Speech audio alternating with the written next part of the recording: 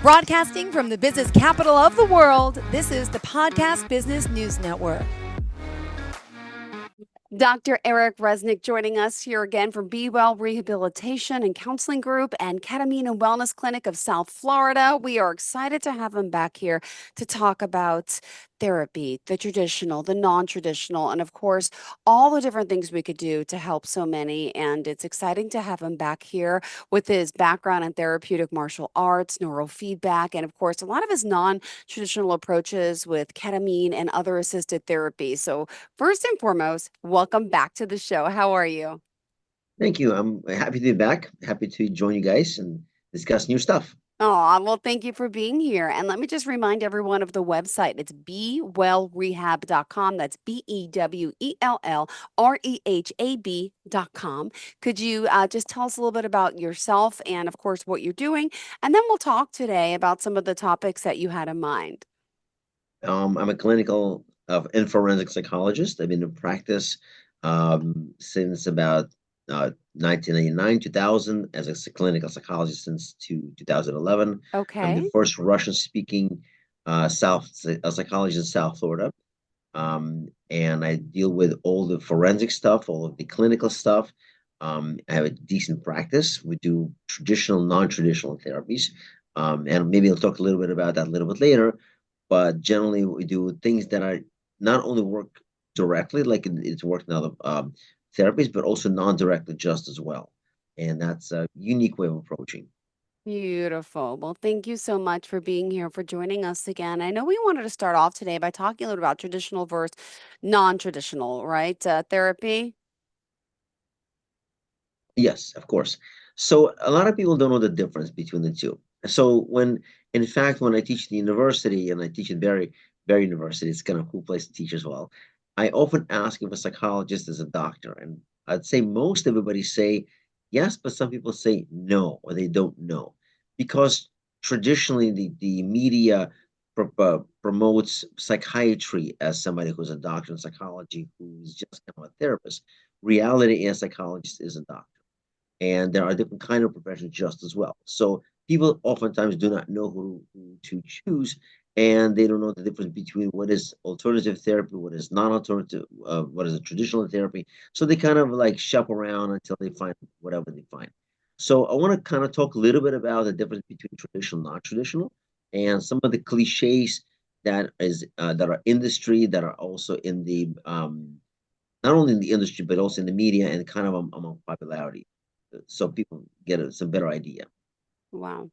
Well, it's funny because people hear, therapy and you think you have to talk to someone and you're, in a room with them one on one. Nowadays, we're doing virtual work, right? Kind of like this, but there's so many alternatives to that, right? And I know you've mentioned last time when we spoke, I got to get to know you on a personal level to find out about all these other non-traditional approaches that you use, which is fascinating. And could you share some of them with us today?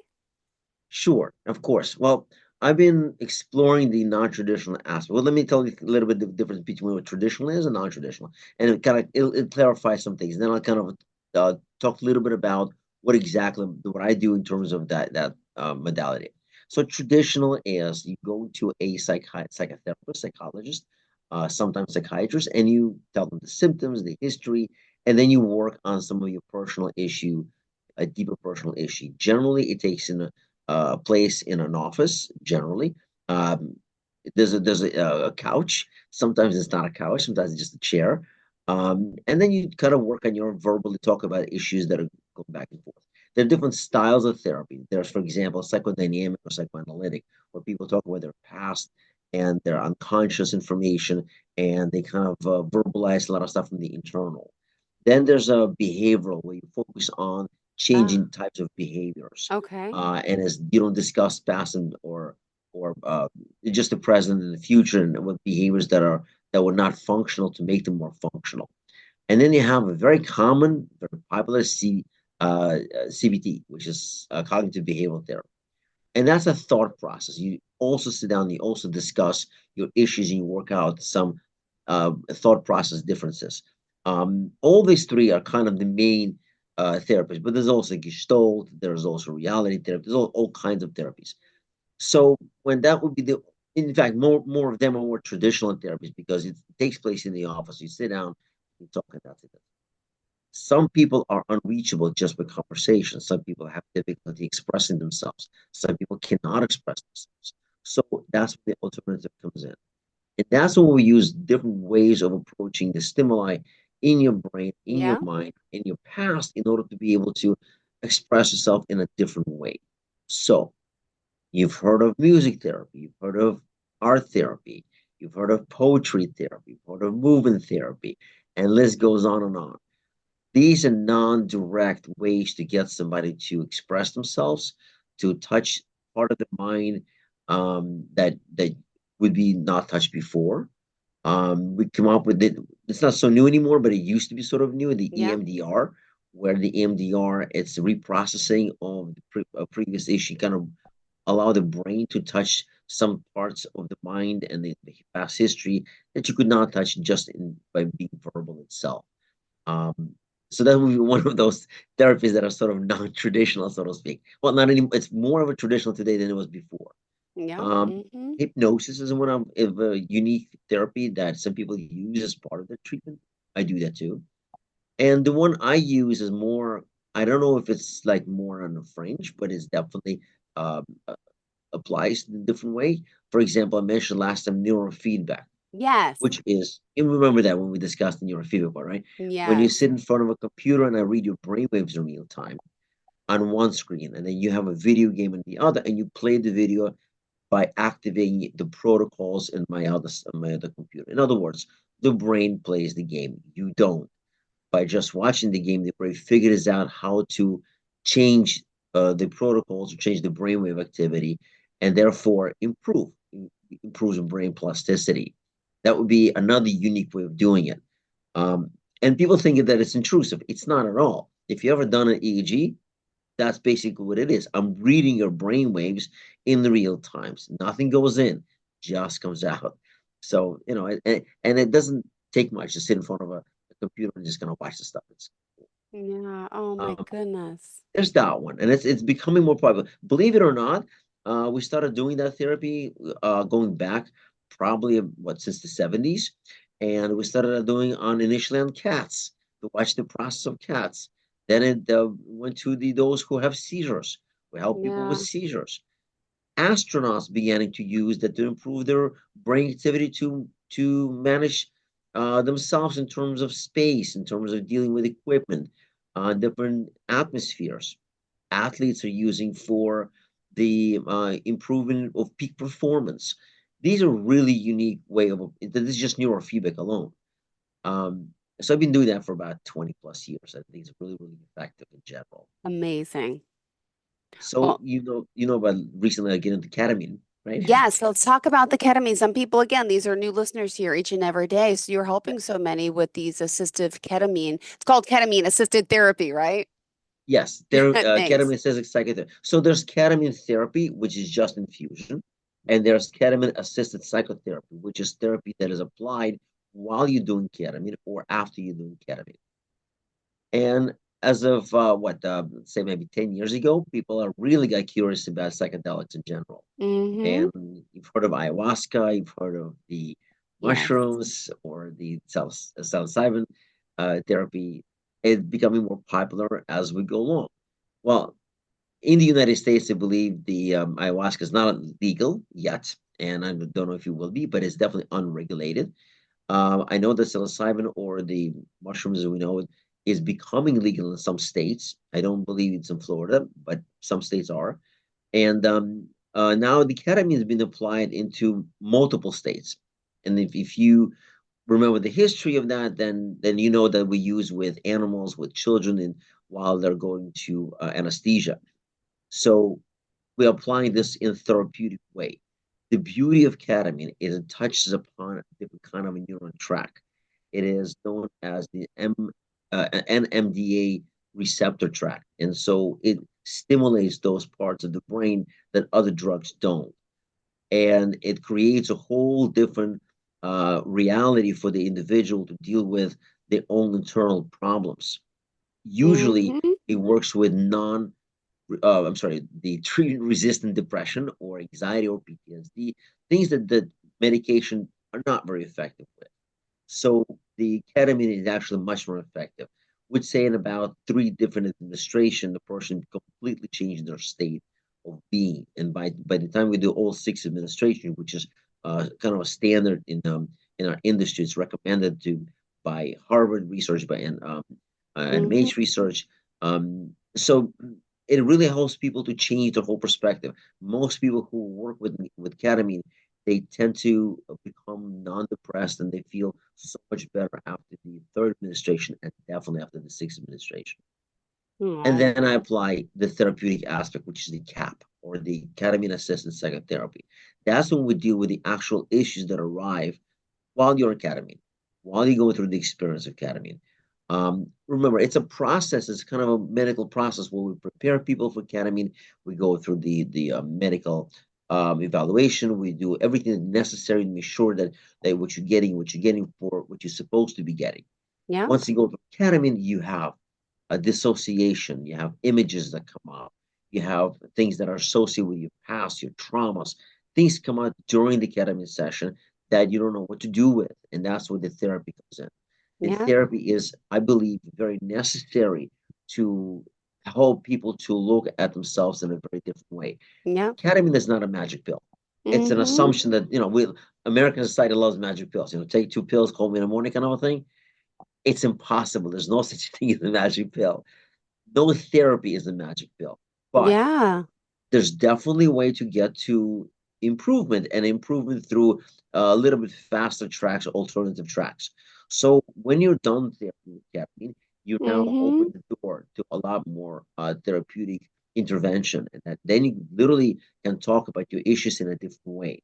I had people who come up and would discuss symbolism, yeah, what happens with ketamine. We discuss the issues or what the symbolism is attached to in your past situation. We look at how to change um, your future behavior based upon now that you have an open mind and a lot less depression. And what do you do with yourself in that case? And so ketamine yeah. assisted therapy becomes a really unique way of improving yourself. And we have some tremendous amount of results. So these are Hmm. the few things that I do, but there's also therapeutic martial arts, and if you want, I can talk about that as well. Thank you so much. I would love to hear about that. And before we do, and then of course we're going to talk more. I know I wrote some stuff down here about the electrochemical verse. Again, these are Mm. all doctor terms you're going to talk about in a second. You know what I'm talking about. I don't. Just remind us how we can reach out to you if you don't mind sharing the website again, phone number, and all contact information.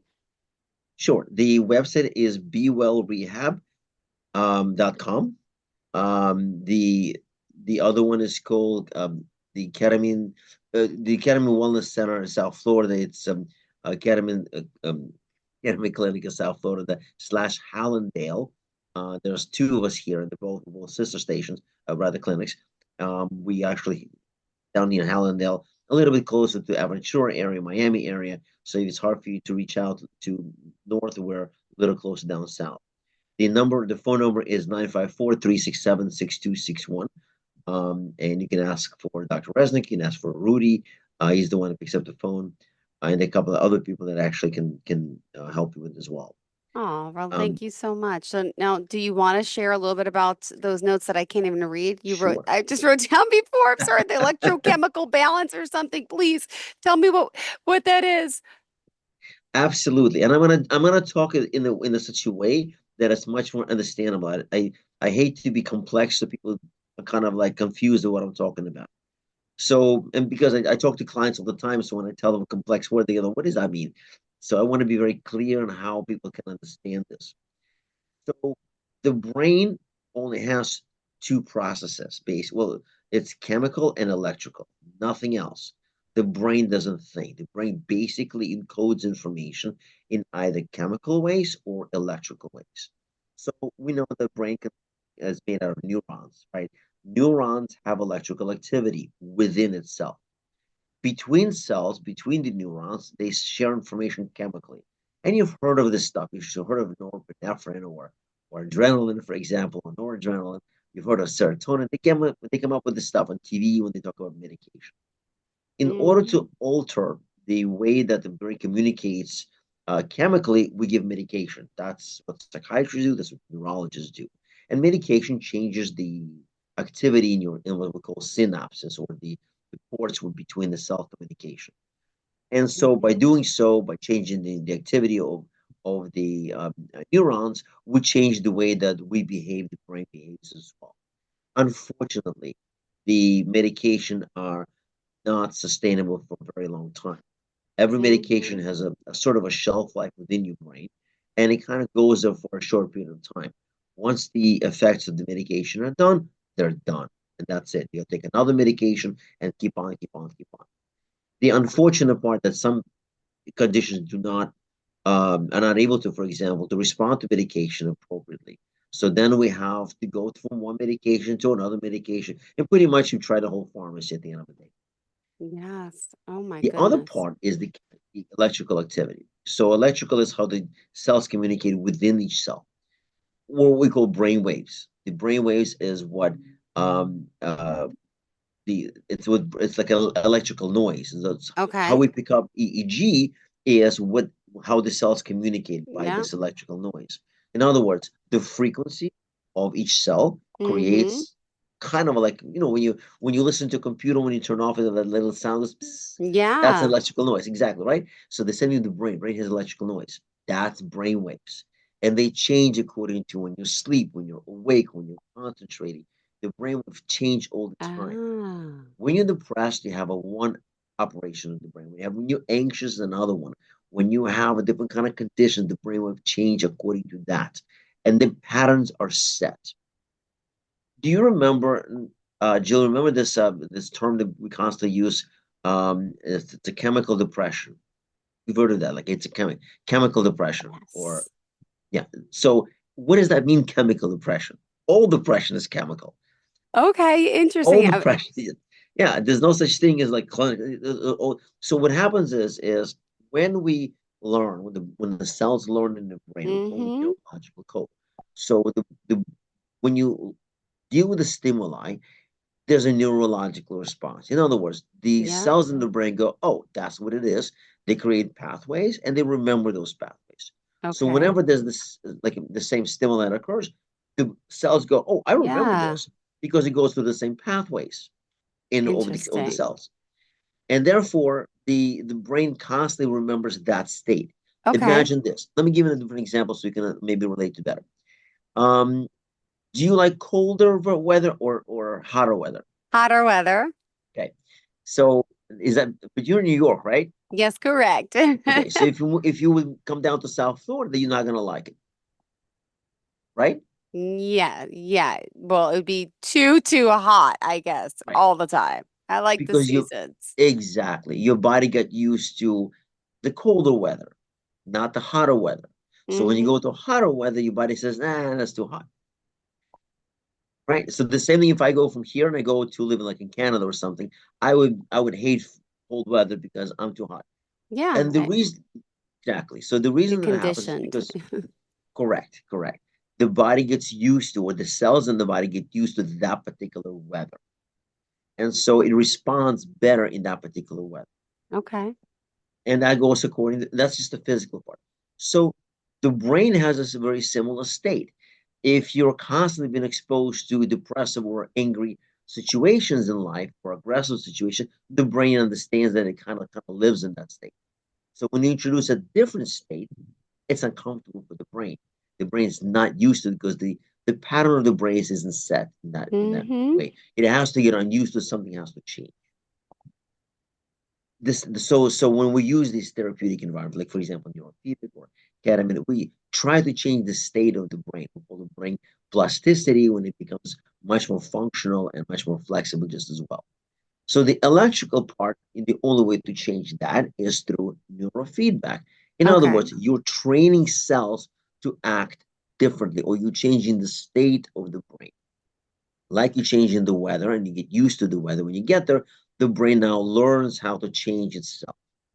And therefore, and of course, ketamine is one way, and then you have the neurofeedback the other way. And when you combine them together, it becomes even more powerful. Got it. That's the kind of way I Interesting. see.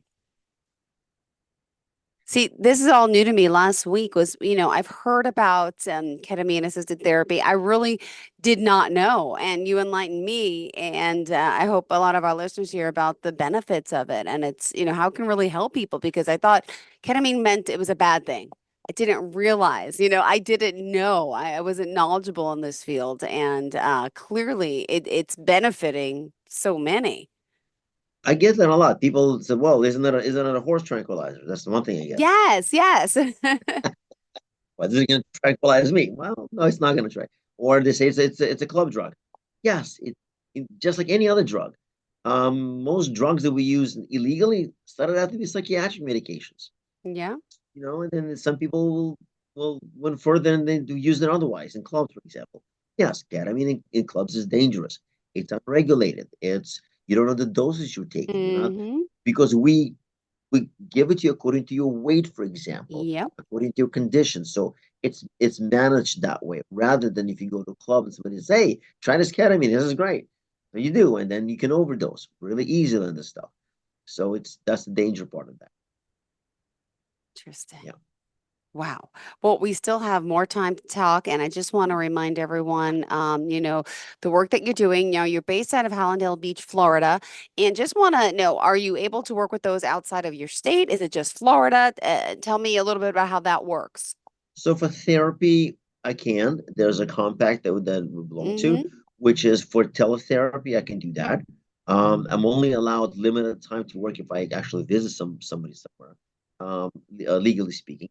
But online, there's new laws that are developed that I can actually do like this. Now for ketamine, you have to be present. I cannot infuse over the Okay. internet. That would be kind of strange.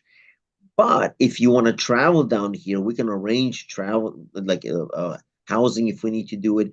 And we instead of doing for an entire month for ketamine, we cut it down to 2 weeks, and we do it like you need time in between Okay. infusions. So generally, we do two infusions the first week, two infusions the second week, infusion the third, infusion the fourth. Then we do therapy in between. If you're Okay. coming out Got of it. town, Mm-hmm. we do Monday, Wednesday, Oh, Friday, and then we can do therapy in between. That'd be more convenient for you. You don't have to stay 4 weeks. You can stay 2 weeks. got it. All right. What else? What else is on tap for us? I want to hear more. Do you have thoughts and questions? I know Yeah. that people are really confused about psychology, so yeah, please ask. Well, I also got to commend you because you are the first Russian speaking psychologist, right, in South Florida. Yeah, Right, you're from Ukraine and I'm from you Ukraine. immigrated here, and I just am so proud, that you've done all this. And last week I didn't get to ask you, but I have. Okay, I have Inessa Dicalo. She's a famous violinist born in Ukraine. Do you happen to know who she is by any chance? I've heard of her name. Well, her her So husband's my attorney and friend, and it just I didn't ask you last week because it was getting to know you, but I was like, I don't want to be too personal, but I'm just curious because she's like this amazing violinist, and I'm like, you might know who she is, and I was just curious. I have an idea what that is. Oh, I do. awesome. Yeah. Well, I mean, I commend you on coming here and doing all this work. Now, what brought you into this side of medicine, right? Because some people might say, well, how did you get here? Because you have such a vast background, been practiced for over 35 years, recognized internationally. And, how did you figure out the therapeutic way was the way to go? Was it the martial arts training that got you into this or what? Actually, a few things. I have to give credit to my professor. I went my beginnings were in Miami-Dade College, which now it was a community college. Now it's a college. So my first psychology class, it was with Professor Fromm. She was Marty Fromm. She was my initial professor. I don't know if she's still alive. I hope she still is. But Hmm. the I didn't do well in school because one, I have a dyslexia I mentioned last time, which I didn't know about, but then didn't do well on the exams. So I went to a college, community college, and my first experience in psychology class with Dr. Marty Fromm. She was Wow. the most amazing uh, uh, professor that I can imagine. The funny thing is that I tell this to people first when I sat there, and it's a big one of those big classrooms. First came the attitude, and then Yeah. came the professor. I'm like, oh my God, what is this crazy lady? But then when I'm sitting at 3 o'clock in the morning doing research, I'm going, I love this stuff. This is amazing. And so, and the way she taught me, it was quite unique. So I kind of started learning more about it, and I really enjoyed helping people and responding to people. The martial arts I've been doing since 1980. That was for personal reasons that became part of my identity, and I infused it much later. So, but she kind of opened my door into psychology world itself. What I did not know, and I was find out later, and I don't know if it's true or not, but she was a fiance to a very famous, the Gestalt creator, psychologist. And so I think she went back to Germany to continue working in the Gestalt area. It was very, very unique. And I came back to, when I got my master, I came back to thank her for actually opening that door for me. So yeah, that got me into it then. My goodness. And you also do hypnosis as well. Is that true? Does that have It's any? It's part of my practice. Yeah, I do it part of my practice. I'm not a hypnotist per se. I don't do this Okay. for anything but when I'm an eclectic kind of a therapist. I do psychodynamic mostly, but I'm a very eclectic kind of approach. And when I feel that people need something beyond traditional discussion or something else, I can use different kind of techniques that I've learned over the years. Hypnosis was one of my passions that I've learned ever since college, and so I've have certifications and all that necessary stuff, but I also use it within my practice. And sometimes I use it for all kinds of reasons and it's a very, very powerful tool if you know how to use it right. Oh, well, I love all that you do, and you're helping so many. And we just have 2 minutes left in the show. So, unfortunately, we're almost out of time. And again, you work with individuals, with groups, with all different ages, right? Different populations. No one's left behind. As much as I can possibly get, as much as I possibly do. Maybe next time we can come up with all kinds of cool things. I would love to open the phone lines so if people have questions sometimes about the things that don't know much about psychology, if that's possible. Maybe we can do it Sure. next time or the one after that. Oh Uh, my goodness. Absolutely. I wasn't aware. Sometimes when we open them up in the beginning, we could do that for you next time, okay? Absolutely, be great. Are we back on again next week or? I'm back. I'm same time, 2:30. I'm right here. All right. Thank you so much. You have a fantastic day. Remind us how we can contact you again. Yes, 954-367-6265. Be well rehab .com or Academy of South Florida. I'm sorry, Academy Clinic of South Florida / Hollandale. And that's how you can get us. Okay. Well, it's exciting to have you here. And in closing today, how did you want us to leave off? How can we have a better day today? What would you say to someone out there who's in pain, who's suffering, who needs the help, but hesitant to get it? Um, positive thoughts, positive thinking. The attraction theory, the theory of attraction. Um, think positive thoughts, positive things, plan ahead, and do something good for yourself. What Reward if yourself for something right. All right. Thank you so much. Will do. You have a great day. Pleasure having you back and looking forward to the next time we connect. Thank you again, Dr. Eric, and we'll talk soon.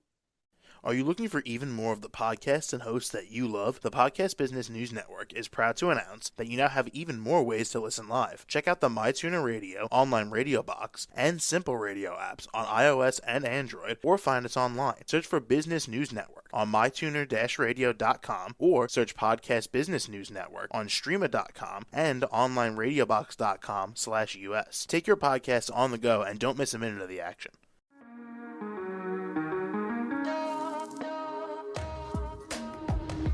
Broadcasting from the business capital of the world, this is the Podcast Business News Network. For nearly 2,000 severely injured veterans, everyday life has become filled with barriers. Day-to-day simple tasks can become pretty daunting. I have to carry my chair up 2 flights of steps or have somebody do it for me. What scares me the most is just the falling. When I'm struggling with my house, I think, to have that one great barrier just knocked down, it's crucial. Home for Our Troops is a wonderful nonprofit that builds a Mortgage-free, fully adaptive, handicap-accessible house. And there's no catch. It'll be our very first home that we've ever owned. This is a game changer. This is where your life begins again. We need you to join us in completing this important mission. Please visit hfotusa.org and help build homes and rebuild lives. Because of you, everything's going to be okay.